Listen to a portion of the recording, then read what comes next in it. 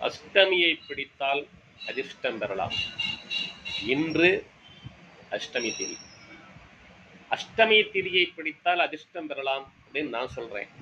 நிறைய பேர் அஷ்டமி நவமியை ஒதுக்கிடுறாங்க. அஷ்டமியில தான் கிருஷ்ண பரமாத்மா பிறந்திருக்கிறார்.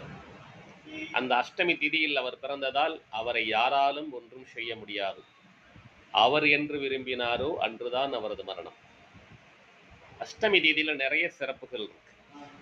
அஷ்டமி திதியில தான் பைரவரை கும்பிடுறோம். அஷ்டமி திதியில மகாலட்சுமி வழிபாடு செய்தால் மிகவும் சிறப்பு. அள்ளித் தருவார் மகாலட்சுமி. அஷ்டமி திதியில் மகாலட்சுமி வழிபாடு செய்பவர்களுக்கு அள்ளித் தருவார். அஷ்டமி திதியில் பைரவர் வழிபாடு செய்பவர்களுக்கு அள்ளித் தருவார். அஷ்டமி திதியில் லலிதாம்பிகை வழிபாடு செய்பவர்களுக்கு அள்ளித் தருவார். அஷ்டமி திதி மிகுந்த யோகத்தை தரக்கூடிய ஒரு திதி.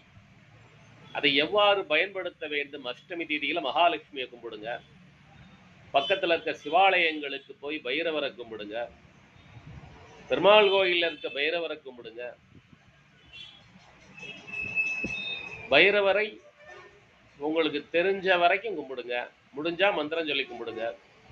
இந்த அஷ்டமி திதியில பைரவரை கும்பிடுறதுக்குனே ஒரு மந்திரம் இருக்கு.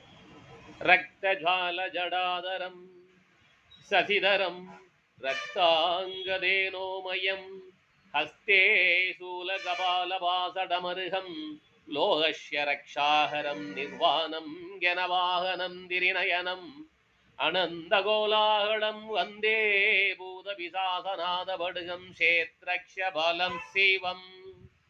இந்த மந்திரம் சொல்லி வழிபடலாம். ஸ்வர்ண ஆகர்ஷண பைரவர் மந்திரம். ஓம் ஐம் க்ளாம் க்ளீம் க்ளூம் ஹ்ராம் ஹ்ரீம் க்ரூம் வம்சகாபுதோதாரணாய ஜாமிலபந்தனாய லோகேஸ்வராய ஸ்ரீ ஸ்வர்ணாகர்ஷண பைரவாய மம தாரித்ரிய வித்வேஷனாயாம் ஸ்ரீ மகாபைரவாய நமோ.